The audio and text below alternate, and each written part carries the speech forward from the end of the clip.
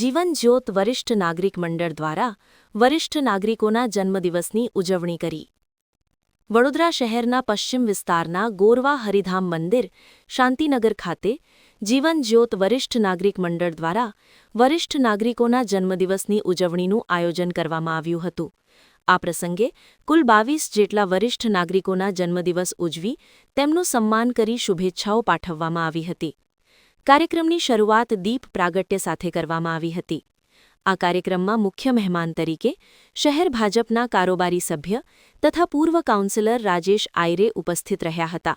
સાથે જ ડોક્ટર કૌશિકભાઈ, જીવન જ્યોત વરિષ્ઠ નાગરિક મંડળના પ્રમુખ વસંત સ્વામી, બાબુભાઈ પંડ્યા, અશોક પારેખ તેમજ મંડળની કમિટીના સભ્યો વિશેષ હાજર રહ્યા હતા. આ અવસરે જીવન જ્યોત વરિષ્ઠ નાગરિક મંડળ દ્વારા શહેર ભાજપના કારોબારી સભ્ય તથા પૂર્વ કાઉન્સિલર રાજેશ આયરેનું સ્વાગત સન્માન કરવામાં આવ્યું હતું. કાર્યક્રમમાં જીવન જ્યોત વરિષ્ઠ નાગરિક મંડળના અંદાજે 250 જેટલા સભ્યો ઉપસ્થિત રહ્યા હતા તથા કાર્યક્રમને સફળ બનાવ્યો હતો. વરિષ્ઠ નાગરિકોના સન્માન અને આનંદભર્યા માહોલ સાથે યોજાયેલ આ કાર્યક્રમમાં સૌએ ઉત્સાહપૂર્વક ભાગ લઈ ઉજવણી કરી હતી. જીવન જ્યોત વરિષ્ઠ નાગરિક મંડળના અમારા 22 મેમ્બરોનો જન્મદિવસ છે. એની અત્યારે આપણે ઉજવણી કરી રહેલા છીએ અને ટોટલ અમારા 400 મેમ્બરમાંથી આજે લગભગ 250 જેવા મેમ્બર અત્યારે તમને અહીંયા દેખાય છે.